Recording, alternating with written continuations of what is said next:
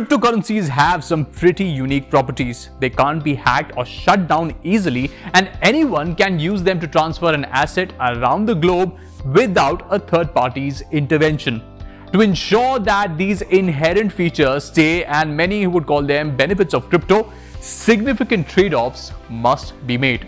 Now, since many nodes or mini servers are responsible for running a cryptocurrency network, the output is also limited. As a result, the number of transactions per second, or TPS, a blockchain network can process is relatively low for a technology that aims to be adopted by the masses.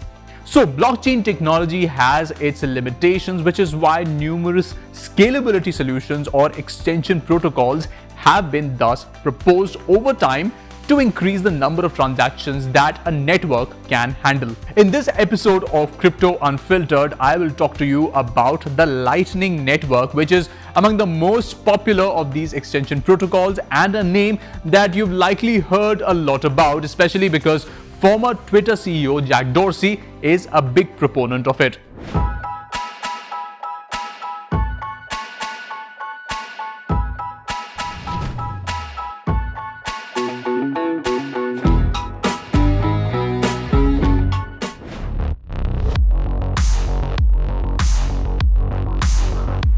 The Lightning Network is a network that sits on top of a blockchain to facilitate fast peer-to-peer transactions. It's not exclusive to Bitcoin, which means that other cryptocurrencies such as Litecoin have integrated it. You might be wondering that what does he mean by sits on top of a blockchain? The Lightning Network is what's called an off-chain or layer 2 solution. It allows individuals to transact without having to record every transaction on the blockchain. Lightning Network और Bitcoin Network दो अलग terms होते हैं. Lightning Network के अपने nodes और software हैं, लेकिन फिर भी वो प्राइमरी चेन के साथ कम्युनिकेशन बनाकर रखता है. एक लाइटनिंग नेटवर्क में एंट्री और एग्जिट करने के लिए भी आपको ब्लॉकचेन में स्पेशल ट्रांजैक्शंस बनाने जरूरी होते हैं. What you're actually doing with your first transaction is building a sort of smart contract with another user.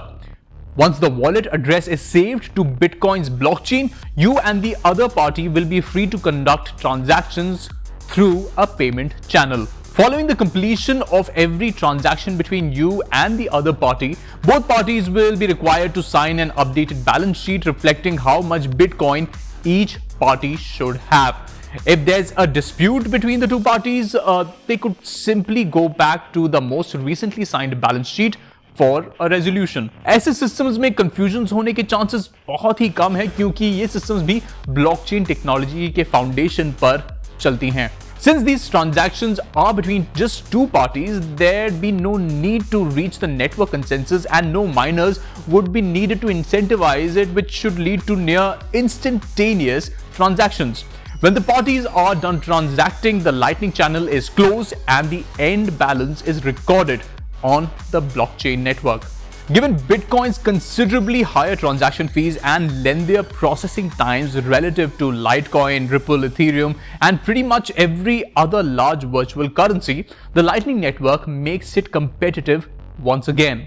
अब बात करते हैं लाइटनिंग नेटवर्क इंप्लीमेंटेशन के कुछ यूज केसेस के बारे में. माइक्रो ब्लॉगिंग प्लेटफॉर्म ट्विटर अपने यूजर्स को लाइटनिंग नेटवर्क के जरिए बिटकॉइन लेने और सेंड करने में मदद करता है. यह संभव होता है एक लाइटनिंग नेटवर्क कंपैटिबल ऐप के जरिए जिसका नाम है strike. Another example is El Salvador, which in September 2021 became the first nation to make Bitcoin legal tender and created a wallet named Chivo, which is Lightning compatible and designed to enable seamless cross-border payments. As of October, Chivo had consistently been one of the most downloaded apps in El Salvador. What are the current issues at hand with the widespread rollout of the Lightning Network? Bitcoin has a scalability problem. Transactions are slow and costly, and that's where the Lightning Network steps in. It allows people to make micropayments in Bitcoin really fast, absolutely without paying transaction fee. There are two issues that the Lightning Network has to handle very well. One is its own scalability as the number of transactions starts to skyrocket, and the second would be that of security, because I'm sure a lot of hackers are going to try their best to try to break into the network.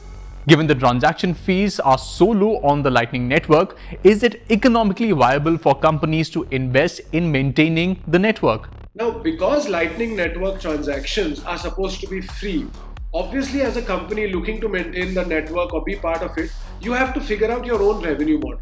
So let's say you're a crypto exchange, or let's say you're an e-commerce marketplace, and you feel that by allowing your customers to make Bitcoin micropayments, your business would benefit. Well, then it definitely makes sense for you to be part of the ecosystem.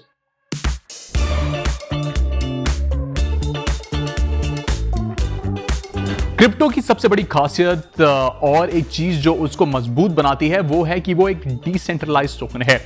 कुछ लोग इसको crypto का weakness भी मानते हैं।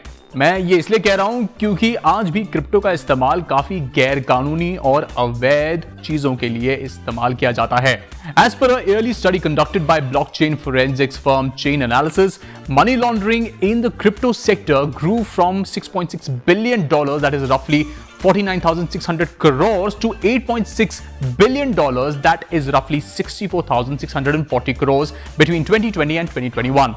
However, this year's report summary shows that while the total amount of money laundered increased by 30%, only a fraction of all transactions came from illicit activities.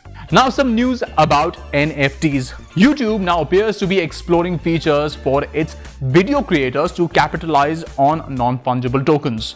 YouTube isn't alone. Reddit is also reportedly planning to add a feature that will let its users showcase their NFTs as profile pictures, a feature that will be similar to one that Twitter introduced earlier this month. Speaking of Twitter, Elon Musk doesn't appear to be amused with Twitter's move to let users have verified NFTs as their profile pictures. The SpaceX and Tesla CEO called the integration annoying and suggested Twitter was wasting engineering resources on this effort instead of trying to curb spam activity on the platform. Animoca brand's metaverse subsidiary, The Sandbox, committed a $50 million, that's roughly 375 crore fund named the Sandbox Metaverse Accelerator Program to venture capital firm Brink as part of a new program seeking to invest in and mentor startups building beyond the platform's open metaverse.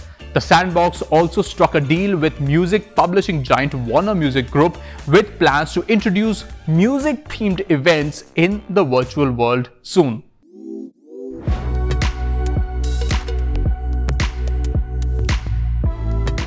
After a very rocky start to the year, crypto price watchers finally saw the start of a promising recovery last week. This week, prices have continued to rise. The two market leaders, Bitcoin and Ether, posted noteworthy gains this week. Last Friday, Bitcoin recrossed the $40,000 threshold and it sustained that growth well through the week. The world's most popular cryptocurrency has grown 19% over the last week alone and currently trades at $44,034 or roughly 33 lakh rupees. But Bitcoin's growth has been close followed by Ethereum, which grew 18.5% this week and trades at $3,188 or roughly 2.5 lakh. While metaverse tokens like Decentraland continue their strong run despite Meta having a tough week. Meanwhile, India-based Ethereum scaling and infrastructure development platform Polygon grabbed a fair bit of limelight this week after closing a massive $450 million funding round, which saw its Matic token shoot up by 28% in value over the past week. Smart contract-based blockchain network Avalanche also gained a fair bit of traction this week, gaining 31.7% in value. The biggest surprise in terms of market movement arrived in the form of popular Dogecoin rival Shiba Inu, which rose by a whopping 52% in value this week after Singapore-based blockchain solutions provider Unification announced its collaboration with the Shiba Inu community to work on a Layer 2 blockchain solution named Shiba Riem.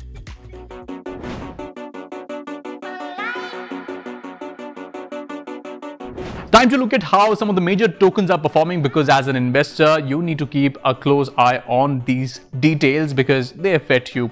If you look at our crypto tracker for the week, we can see that Bitcoin is up by 1.91%, while Ethereum is also up by 3.71%. Cardano and Ripple have seen a rise of 0.75 and 2.75% respectively, while Shiba Inu has also shown significant growth of 4.90% in the last 24 hours. That's it for Crypto Unfiltered this week. If you have any questions around cryptocurrency or any jargon that you do not understand, send them across to us on our Twitter and Facebook pages and we'll have an expert answer them for you. This is Cyrus John signing off with a promise that I will be back with more crypto next week. See you soon.